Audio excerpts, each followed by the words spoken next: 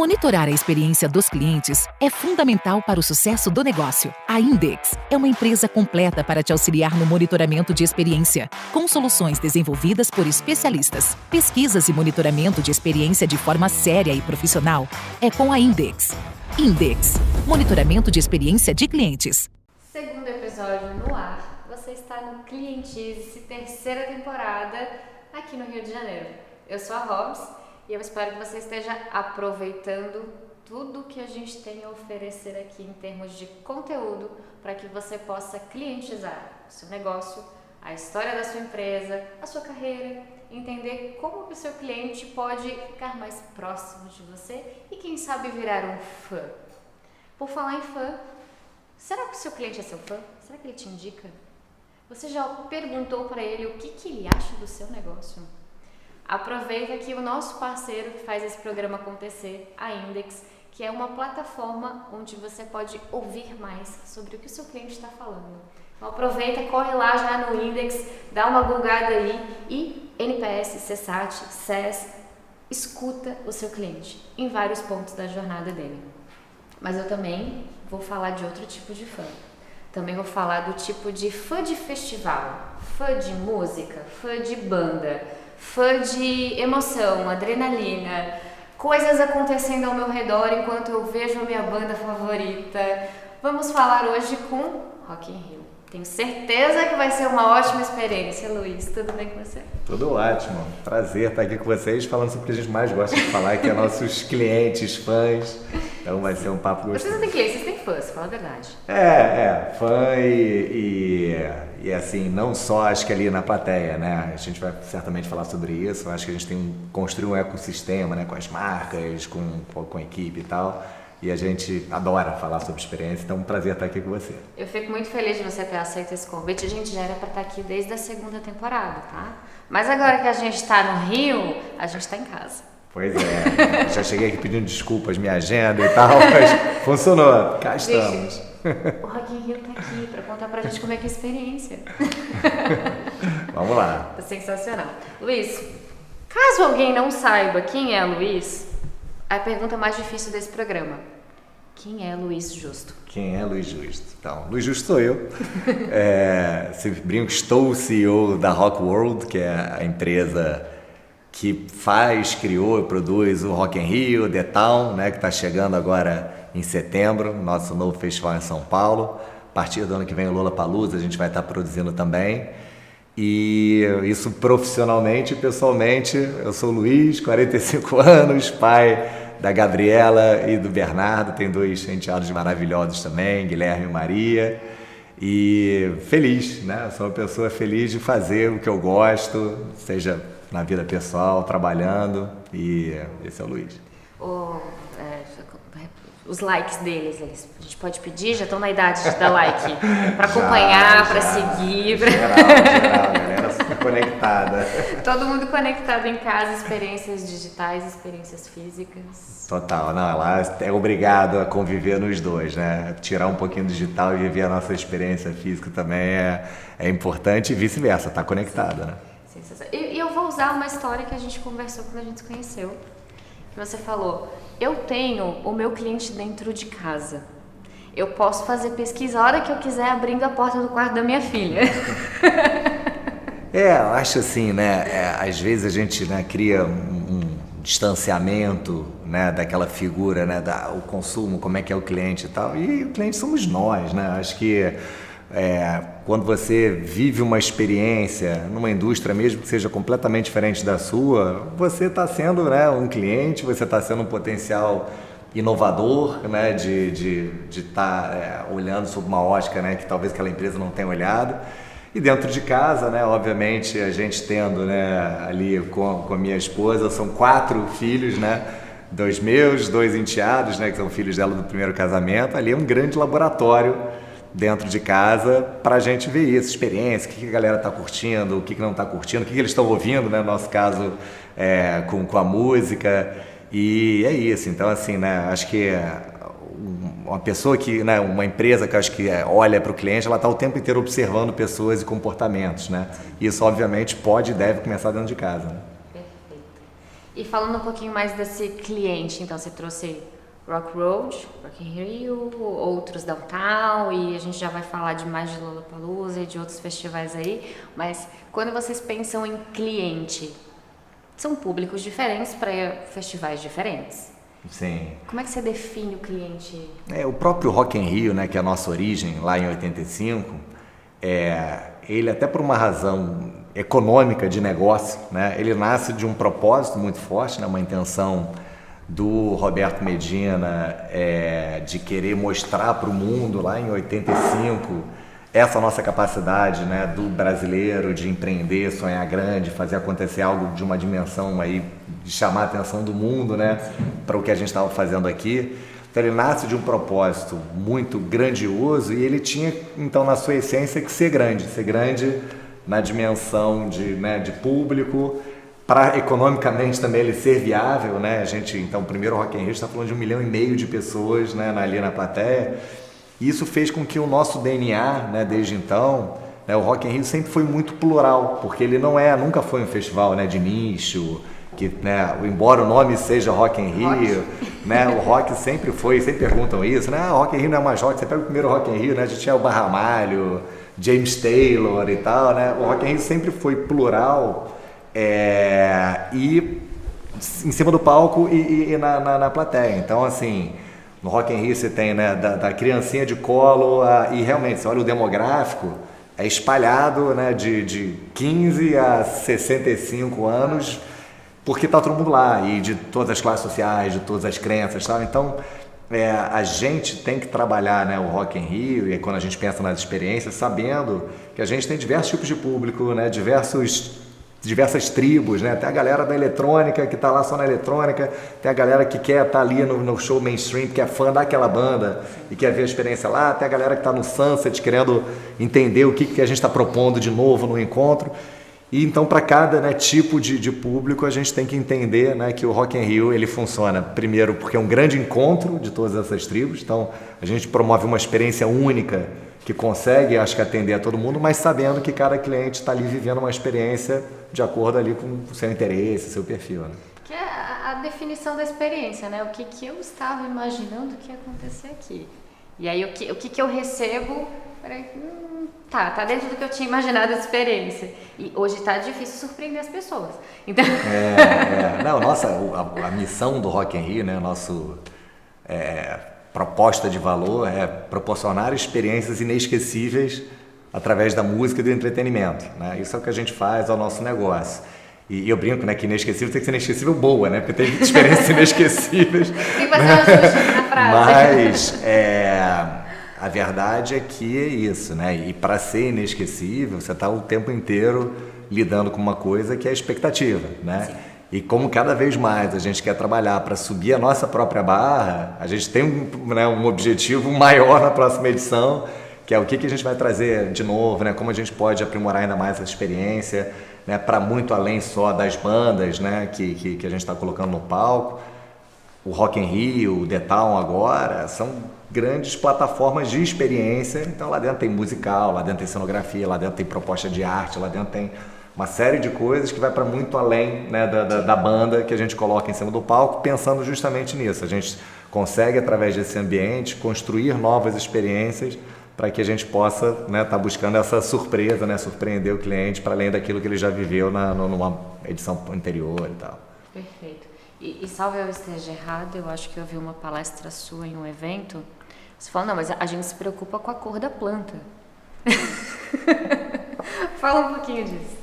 Experiência, né? Assim, como é que você constrói uma experiência inesquecível, né? E eu sempre digo que é uma soma praticamente infinita, né? A gente não consegue numerar de detalhes, né? Que eles conjuntamente fazem com que você tenha uma percepção que você não consegue nem explicar o que é, né? Eu brinco, a gente não tem o passa-cabo, né? Você vai lá no Rock in Rio, no The Town, e você não tem um cabo aparente, né, ligando ali o palco e tal. O evento, obviamente, é provisório, geralmente você passa o cabo, bota aquele passa-cabo ali para proteger e tal. Então a gente tem toda uma infraestrutura de baixo para poder esconder aquele cabo e você ter uma sensação de que aquilo ali é uma estrutura permanente, né, pensada para você. As pessoas vão no Rock in Rio porque não tem cabo aparente? Claro que não. Se você perguntar para alguém, você reparou que não tinha um cabo aparente? Claro que não. Mas elas sentem. Né? E elas sentem quando você tem isso, a preocupação da cor da flor, né? Do cabo não aparente, da luz, do cheiro. Né? A gente não fica divulgando isso, mas a gente tem um aroma que a gente desenvolveu, né? 50 e tantas versões até chegar em qual o cheiro que a gente queria que definisse, né? O nosso evento. E tem mais de 2.000 máquinas espalhadas, né? Naquele espaço de quase 300 mil metros quadrados, com um cheiro quase imperceptível, mas que vai fazer parte daquela memória olfativa da experiência. Então, quando você soma, né, todas essas, né, mini experiências e mini detalhes, fazem com que você tenha um sentimento que é diferente. No Rock in Rio é diferente a experiência lá. Não sei nem dizer porquê, né?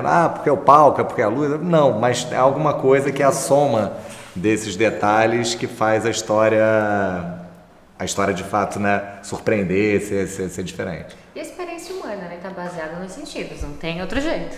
Então, Total. O que eu vou ver, o que eu vou tocar, o que eu vou sentir. Total, e a própria história do cheiro vem, né? Você chega, a gente já tem o visual todo cenográfico, que a gente tem uma preocupação incrível, o som, obviamente, né? A música é a essência do que a gente faz, mas quando você chegava, e aí é o desafio também de colocar isso como um desafio mesmo de ser feito. Porque eu fui CEO da Osklen, né? A marca de moda antes. E a gente tinha lá o cheirinho da Osklen, né, nas lojas, que todo mundo conhecia. Eu tive em casa, não tem. O vento, né? Então, a gente foi super pioneiro nessa história de criar um aroma nosso e tal. Mas numa loja, né, 200 metros quadrados, um ambiente controlado, como é que você leva isso para um festival ao ar livre, né, 300 mil pessoas, não tem teto para armazenar? Mas quando você tem isso como proposta de valor, ou seja, a história da experiência sensorial é central no nosso negócio, né? Nosso negócio está muito longe de ser pegar uma banda e colocar em cima do palco, vender ingresso para a galera assistir. Então, como isso para a gente é tão importante quanto a banda, a gente tem que, e aí vem a inovação, né? A gente tem que achar formas que viabilizem a gente entregar essa experiência sensorial, mesmo com a diversidade de ser um ambiente gigante, outdoor e tal. Sim. E aí eu vou mais longe nessa questão, porque vocês não têm só festival no Brasil.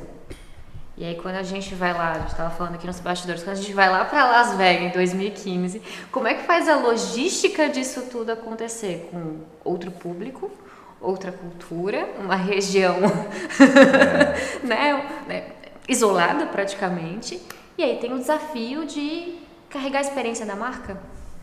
Eu acho assim... Eu vivi, né? Eu falei da Osklen também, eu vivi tanto na Osklen quanto na Rock World esse desafio de internacionalização, né? E todo mundo que pergunta, pensando em internacionalizar minha marca, qual é, né? Se desse uma dica, o que você acha? Eu acho assim que você sempre tem, e esse é o desafio do equilíbrio, de como você preserva os valores seus, né? De marca e tal, que faz sentido, né? Por que faz sentido eu pegar o Rock in Rio e ir para Las Vegas, né? Porque, teoricamente, pode ter um outro festival lá, tal, porque o nosso tem que estar lá, porque a gente tem alguns valores, alguns, né, conceitos que a gente criou, da marca, do que a gente, né, pensa sobre a experiência do cliente e tal, que faz sentido a gente preservar, e isso é core, não pode ser mudado para ir para lá. Mas muitas vezes isso vira também, né, stubborn, né, cabeça dura de não entender as necessidades que você precisa fazer de adaptação, porque você está falando de uma outra cultura, de um outro tipo de cliente que tem, né, uma outra relação com determinadas experiências que você poderia estar propondo ali. Então, acho que o papel, né, de qualquer gestor, né, e equipe é como é que você consegue manter esse balanço de não adaptar ao ponto de você perder o que é essencial e core, né, do valor da sua marca, do seu negócio, mas saber que você precisa se adaptar, né, para uma cultura local e tal, e não achar também que a receita de sucesso que funciona no Brasil vai funcionar em Vegas, ou Portugal, ou Madrid, onde for. Então, eu acho que tem que ter, sim, esse misto, né, de uma compreensão, fora todos os desafios operacionais de você trabalhar, né, fora do seu país, e logística, como você falou, equipe, a própria cultura, né, não é só a cultura do cliente, é a cultura da equipe que você monta, que tem outra forma de pensar, de trabalhar, as suas rotinas, a sua operação.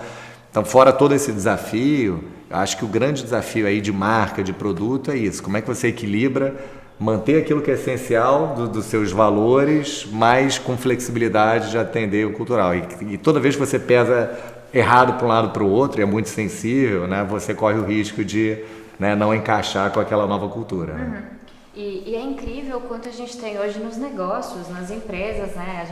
Nossa, eu tenho 2 clientes, eu tenho 2 perfis de cliente, eu tenho 2 produtos, tá difícil diferenciar a experiência, trato todo mundo igual.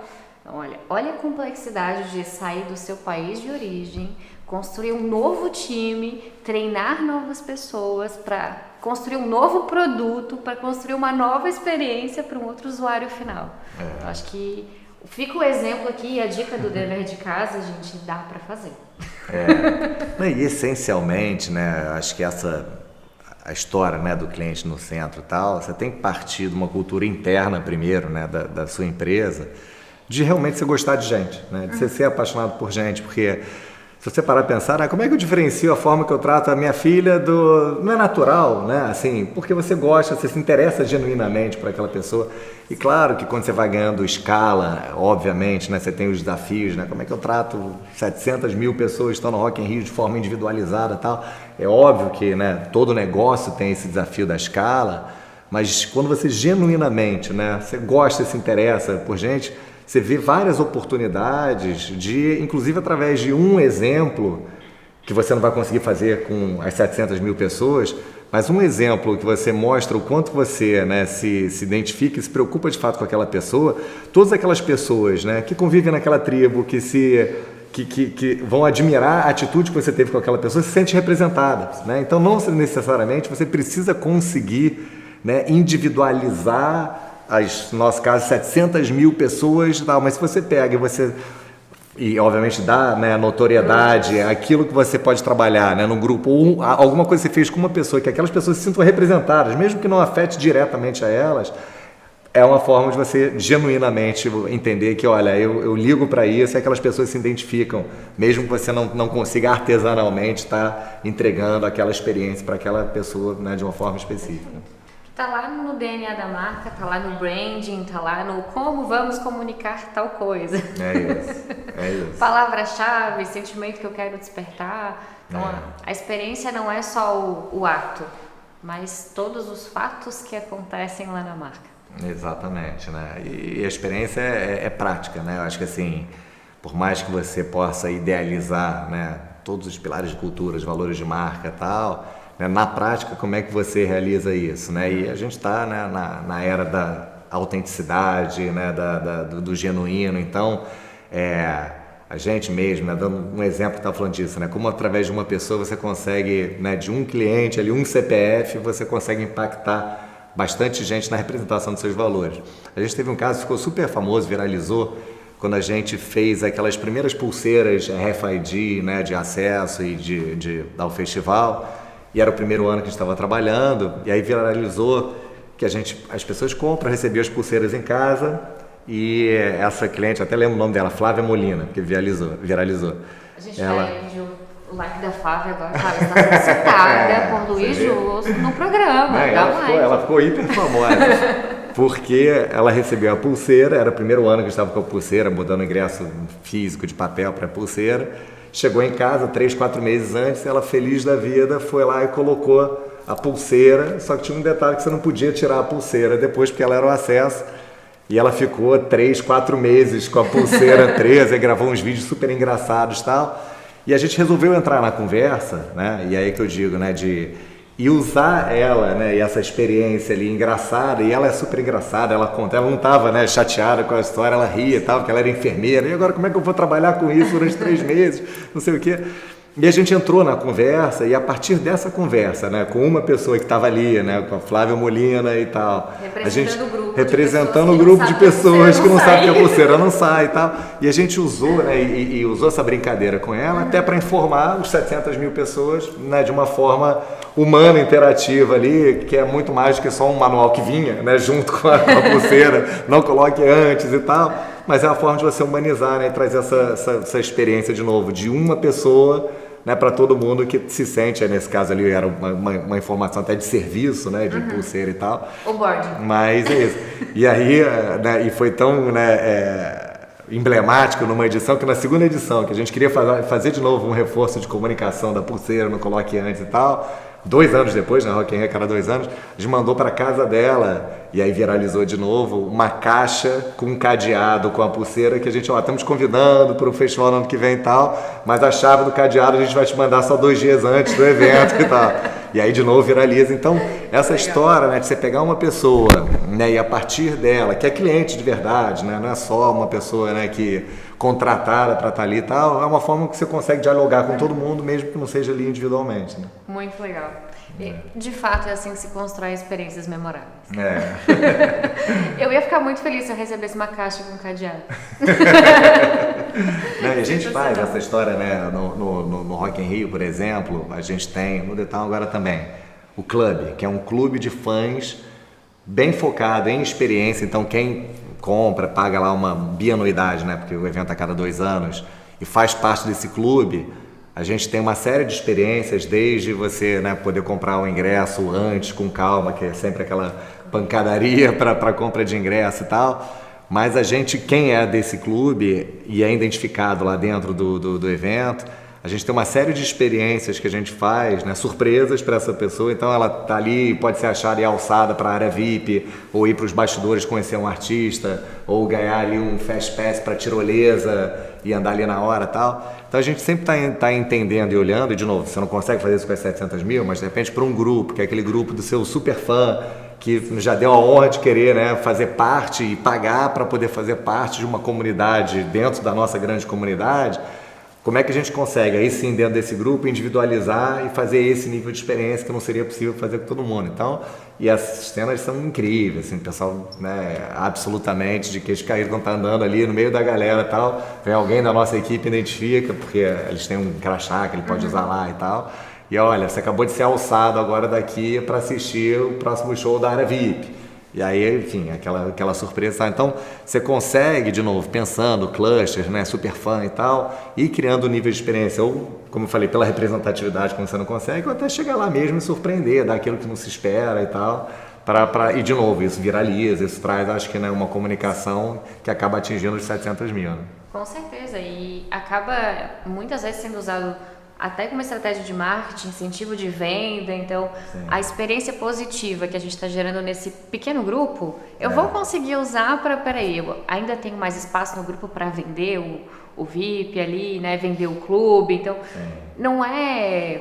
eu não sei o que eu vou ganhar de volta, eu não quero só o amor do meu cliente. A gente ouve algumas empresas falando, mas aí eu vou ter que gastar dinheiro para gerar experiência. Mas o dinheiro vai voltar, calma.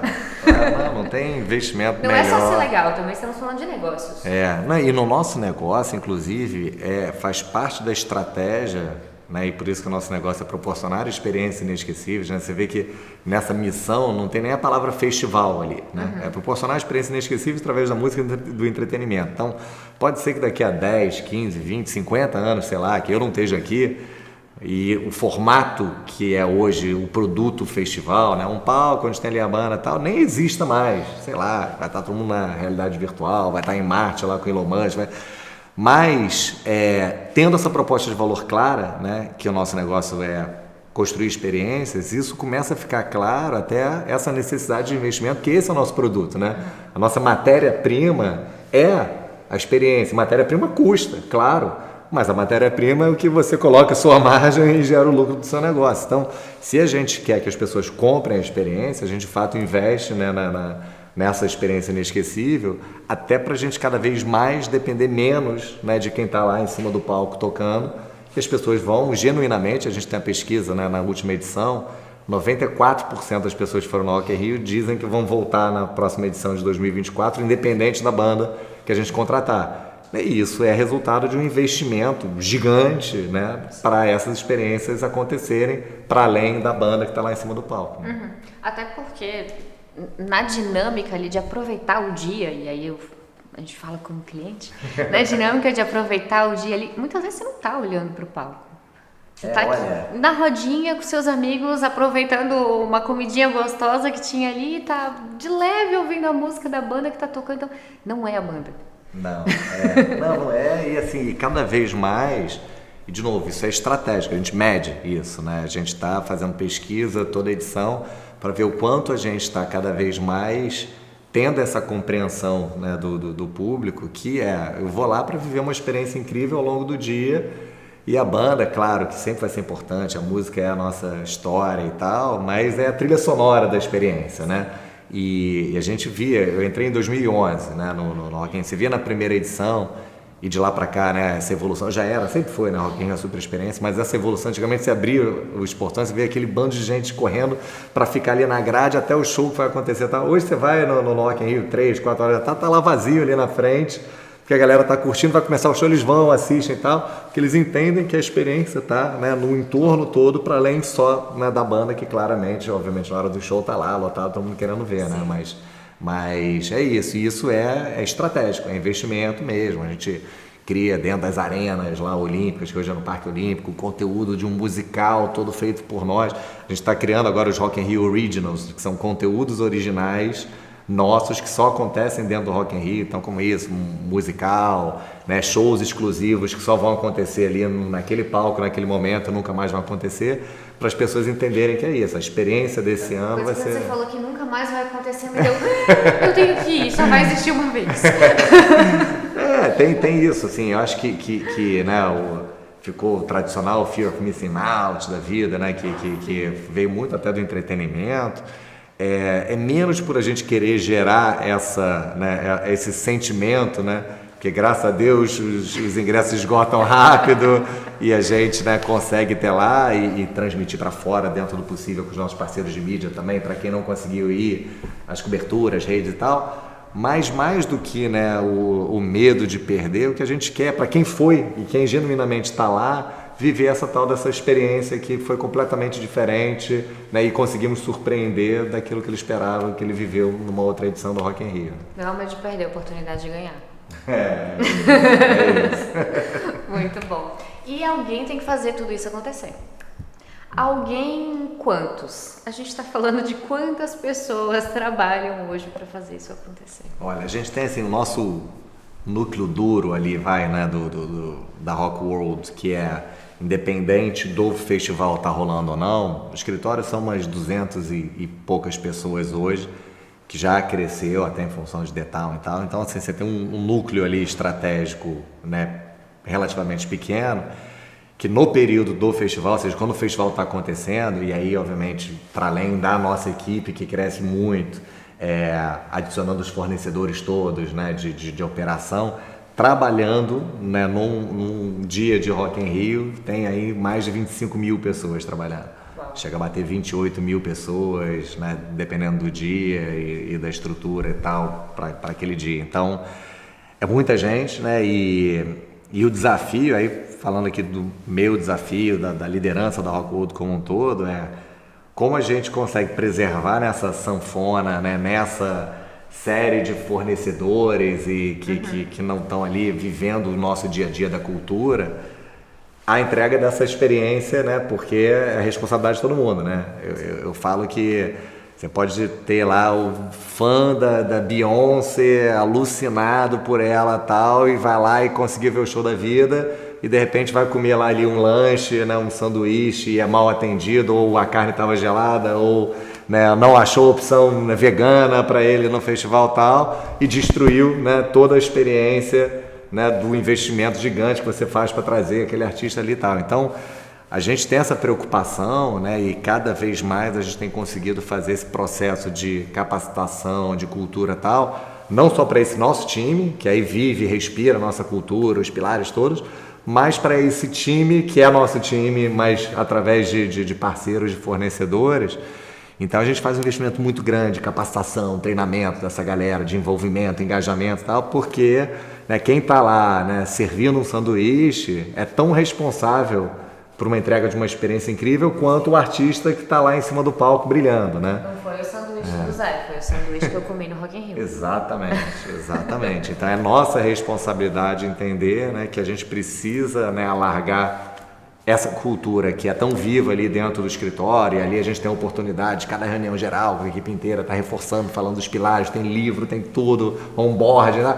Isso você consegue fazer num ambiente controlado, mas como é que você faz com aquelas pessoas que vão estar ali trabalhando 7 dias numa empresa terceira tal e manter essa cultura. Então, esse é um desafio muito grande, né, que a gente tem e que é bom de ter, porque também são onde a gente tem as oportunidades, né, de a cada edição, né, e você pergunta, todo mundo trabalha no Rock in Rio, qual foi a melhor edição, a de 85 e tal, a resposta sempre vai ser a próxima, né, e porque a gente consegue olhar, né, de uma forma de metodologia, o que a gente consegue a partir do que a gente entende e reconhece, né, que podia ter sido melhor na experiência. A gente faz, quando termina o Rock in Rio, todo mundo que trabalha, né, na nossa equipe e alguns terceiros não conseguem fazer isso, obviamente, com os 28 mil, mas grande parte, né, da equipe nossa e de terceiros trabalham, né, no evento. Terminou o evento no domingo, segunda-feira todo mundo descansa, na terça-feira estão trabalhando para fazer um relatório de quais são as oportunidades de melhoria de experiência em tudo que a gente faz, na comida, na operação, no acesso e tal. E ali é o ponto de partida do planejamento de 2 anos, né, para o nosso próximo evento. Então, a gente leva muito a sério essa história de observação do cliente, de reconhecer, né, nossas falhas para a gente poder aprimorar, e é isso que faz com que a gente consiga continuar surpreendendo a cada edição. Não é só fazer a pesquisa final do evento com quem foi ver o show, mas também tem que fazer o dever em casa. Exatamente, e especialmente, né, na equipe, claro, quem vai poder dizer como a gente vai melhorar o acesso, o cara é aquele cara que ficou ali 7 dias no acesso, entendendo que aqui teve um gargalo, né, essa máquina aqui não funcionou legal, putz, a energia tinha que ter sido instalada 2 horas antes. Então, reconhecer, especialmente, né, nós, né, e eu falo da liderança das diversas áreas como um todo, reconhecer que, cara, esse cara sabe muito mais do que eu. Né? Não sou eu que vou estar aqui sentado e não tive vivendo aquela experiência na frente da roleta durante 12 horas, 7 e tal, para entender qual é a melhor forma de operar. Então, a construção de uma cultura de experiência vem necessariamente junto, aí falando das lideranças, um reconhecimento genuíno de uma escutativa não só do cliente, mas da equipe, né? Porque eles são o farol, né, para poder indicar quais são os reais caminhos que a gente tem de melhoria. Perfeito. Agora eu estou aqui pensando, vai sair o jeito Rock Road de fazer experiências? Porque saiu o jeito Disney de fazer experiências. Né? A gente até já lançou um livro, tem um livro nosso que fala muito sobre cultura, né, que é a Rock in Rio, a arte de sonhar e fazer acontecer, que é o pilar central da nossa cultura, mas é um livro essencialmente foi escrito pelo Arthur Igreja e Alan Costa, que são 2 feras do AAA lá com o Ricardo Amorim e tal. Então, eles fizeram uma imersão, ficaram meses dentro da nossa empresa, vivendo a cultura para poder traduzir isso. Então, ali é um guideline, mas a gente tem reconhecido, né, cada vez mais que a gente pode usar essa nossa experiência em fazer experiência para poder não só aplicar nos nossos negócios, em outras, né, linhas de negócio, mas também para poder ajudar, né, outros para isso. Então, a gente tem, né, o Rock in Rio Academy, que já é um produto nosso super tradicional, que esgota entre os 2 finais de semana. A gente transforma toda a cidade do rock, o evento está ali montado, né, aquela nossa Disney pronta, e transforma numa experiência de aprendizado para executivos, pessoas que lidam com clientes, experiência, líderes e tal. E a gente fala sobre ali, entre os 2 finais de semana, ou seja, o evento está acontecendo, a gente traz os nossos executivos para poder falar, além de visitas de bastidores, de conhecer toda a operação, aí, a experiência em si. Todos gostariam de notar. Então a gente faz isso e faz também conteúdo, né, de treinamento para a gente falar sobre essas coisas que a gente está falando aqui.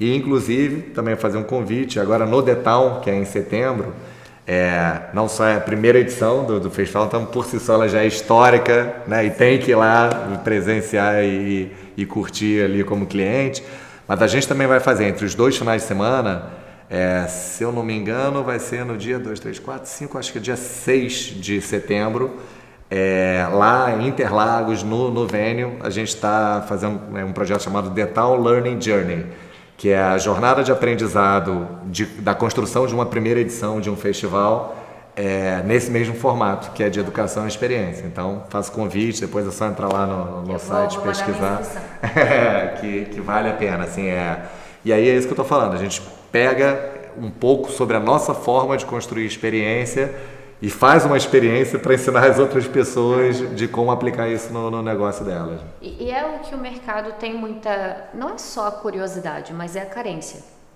Porque hoje, né, trabalhando com consultoria, entendendo, tá, mas por que você quer fazer isso na tua empresa? Ah, porque eu vi uma outra empresa que tem.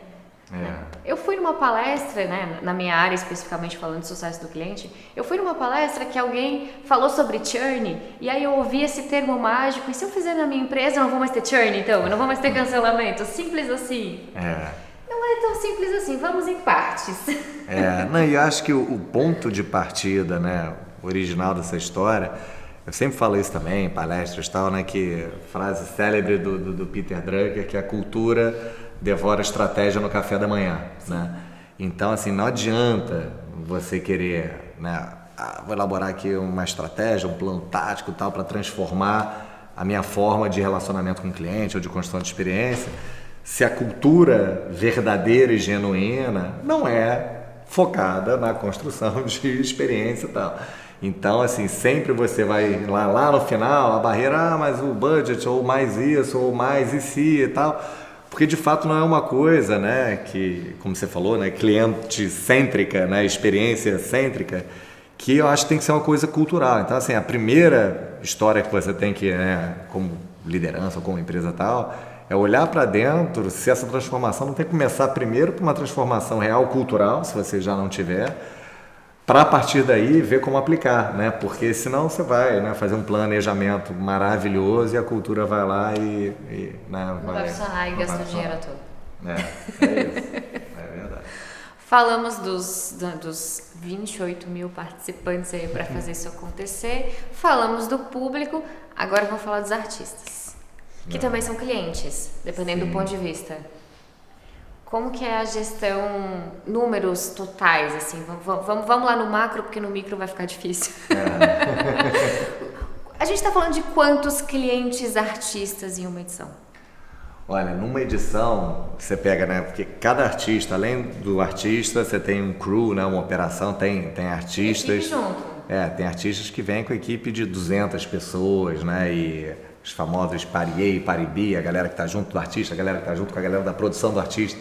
Então, assim, cada artista por si só é uma empresa. Se você, né, olhar, tem gente cuidando, né, de técnica e som e camarim e roupa e tem gente que traz chefe e tal. Então, você tem já ali uma estrutura que a gente como empresa, né, tem que olhar como você falou, né, se na prática, teoricamente, ele seria um fornecedor, né, a gente está contratando ele para estar ali em cima do palco. Mas, como a gente está falando aqui, a experiência, obviamente, tem que ser, né, 360 para o cliente, para a marca que é nossa parceira, para o fornecedor que está contratando e para o artista. Então, o nosso olhar é sempre disso. Como é que a gente consegue construir, né, uma experiência que seja também memorável, né, para o artista? Primeiro, para ele tenha, né, o nosso festival no coração, né, então ele sempre queira voltar e tal. E a gente tem a certeza que, assim, né, quando ele subiu no nosso palco, e isso é uma história que vem lá de 85, né, e tem tudo a ver com o papo aqui, né, o Rock in Rio foi o primeiro evento, e isso da cabeça lá do nosso fundador, criador, Roberto Medina, que iluminou a plateia. E quando a gente iluminou a plateia, né, pela primeira vez, em 85, inclusive, foi uma briga que as bandas não queriam deixar, dizendo, não, a luz aqui é em mim, o show sou eu, né, e eu que tenho que aqui estar brilhando, a luz lá vai atrapalhar aqui a dinâmica da minha luz e tal.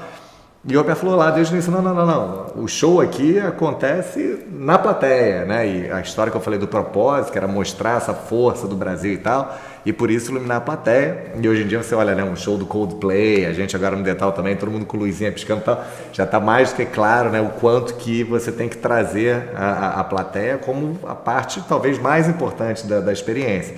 Então a gente já sabe que o artista, quando subir naquele palco, a experiência que ele vai viver em cima daquele palco, por causa da nossa galera, né, da nossa comunidade de fãs e tal, por si só já vai ser inesquecível. Você olha, assim, milhares de artistas saem do Rock in Rio, são expostos, melhor plateia, incrível. Embora o artista sempre tenha aquilo, né, de falar ali da melhor plateia, você vê genuinamente que a gente tem, por ser Brasil, por ser a nossa comunidade, né, do Rock in Rio também e tal, que ali em cima do palco ele vai ter uma experiência incrível, né, durante o show. E o nosso trabalho de equipe é olhar, da mesma forma que a gente faz para o nosso fã, né, que não é só ali, né, dentro das quatro paredes que reside a jornada, né, do nosso cliente. Então, como é que ele chega, o acesso, né, a gente chegou agora na última edição, estava com problema de transporte no Rio de Janeiro, a gente trouxe 300 ônibus articulados de São Paulo para apoiar o transporte público da cidade, que teoricamente, né, não tem nada a ver com a gente. A história é a seguinte: comprou o ticket, entrou,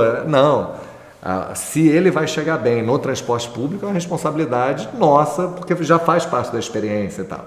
E o mesmo acontece com o artista. Então, né, a recepção dele lá no aeroporto, né, para ele já poder ter um acesso especial, que não consiga ter um tumulto, que ele consiga chegar, e o camarim, não só atender, né, as famosas demandas todas das toalhas brancas e tal, que ele tem, mas como é que a gente consegue surpreender, né, para além do que ele não espera. Então, modéstia à parte, né, os nossos camarins, a estrutura que a gente traz pensando também, né, no artista, com o mesmo carinho, com a experiência que a gente quer ter para o fã e tal, vira um diferencial. E de novo, né, que o artista no final do dia não vai dizer que é porque a gente teve o cuidado com, né, o presentinho extra, com a comida diferente, com não sei o que tal, mas ele vai dizer que a experiência que ele teve, né, no Rock in Rio, no festival, foi diferente lá do festival ABCD que ele participou. Então, a gente sim entende e olha na jornada inteira, né, dele como um cliente que vai para além, na hora que você está negociando, já na relação nos contratos, na forma de lidar, né, todo mundo que vai passar, né, por esse percurso. E isso é interessante também porque a gente traz para a nossa equipe um senso de pertencimento na construção dessa experiência. Ou seja, o meu financeiro pode ser um gerador ou um detrator de experiência no relacionamento na hora de fazer uma cobrança, né, de uma nota fiscal ou de um pagamento e tal. E isso, né, então todo mundo entende, né, quando a gente abre aquele portão e a experiência da mágica acontece, que, né, lá o Tadeu que serve o cafezinho no escritório, a galera do financeiro, tal, todo mundo contribuiu para que aquele momento, aquela experiência acontecesse, né? Então, isso gera um engajamento independente, você está trabalhando numa área muito mais direta ali, onde você pode estar entregando ali a experiência mágica, ou você está no back-office, acho que todo mundo tem que entender que é parte integrante disso. Perfeito. Eu poderia continuar horas conversando com você, eu tenho certeza que vocês poderiam continuar horas acompanhando, mas esse episódio está chegando ao fim e eu faço uma pergunta que eu não combino o que eu vou fazer, mas algumas pessoas andaram vendo os episódios e de repente descobriram o que eu ia fazer, tá? Vamos lá, eu tô construindo um dicionário. Definição de clientizar por Luiz Justo. Acho que clientizar... Eita, vamos lá. Eu acho que clientizar é você não perder, acho que a sua perspectiva, né, como cliente, né? E acho que é trazer uma relação absolutamente empática, né, e humana nessa relação. E acho que aí a mágica acontece em volta, sabe? Você vai inovar, você vai achar uma forma diferente, né, de tratar tal, mas acho que o ponto de partida, né, de um processo de clientização é de fato você, né, entre aquilo que geralmente é um CNPJ, né, se relacionando com o CPF, você trazer para uma relação de, cara, é pessoa com pessoa, né? Então acho que clientizar é trazer o lado mais humano, né, possível para uma relação entre o seu negócio e o seu cliente, né? Acho que é isso. E aí eles viram fã, né? É isso, que queremos muitos clientes fãs na empresa de vocês, que você se clientize também, você profissional entenda a potência que você tem ao diferenciar o seu atendimento com o cliente, ao trazer uma experiência que, como o Luiz trouxe muito bem, vem desde de um boleto que chegou no e-mail certo, gente. Então, tem tanta coisa simples, né, operacionalmente falando, que já vai entregar um baita resultado, que eu não preciso de 47 toalhas brancas para fazer isso. E esse cuidado genuíno nesse sentido, né? Assim, a preocupação que você tem, né, numa nota fiscal, né, da beleza dela, da entregar, de você e tal, isso mostra aquela mesma relação pessoal, né, que você tem um carinho para aquela pessoa, né? A pessoa que vai na sua casa, vai receber com um cafezinho e tal, né? Pô, ela se preocupou com isso, então pensa sempre, né? Você sempre pode se preocupar um pouco mais, né, com alguma coisa na sua relação de trabalho, independente do produto ou do serviço. Perfeito, Luiz, foi demais te receber aqui. Obrigada por toda essa trajetória que você trouxe da empresa, do Luiz e principalmente da experiência. Eu que agradeço. Falar sobre cliente e experiência, para mim, é propósito de vida. Muito bom, atingimos o propósito juntos.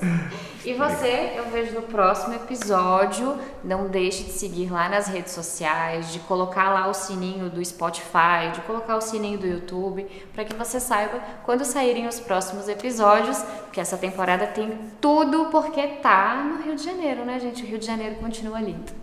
Tchau. Tchau, tchau.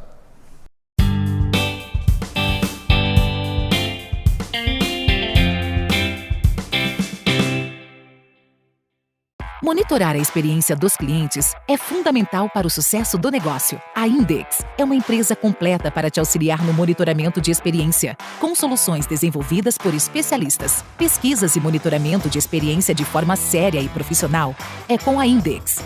Index, monitoramento de experiência de clientes.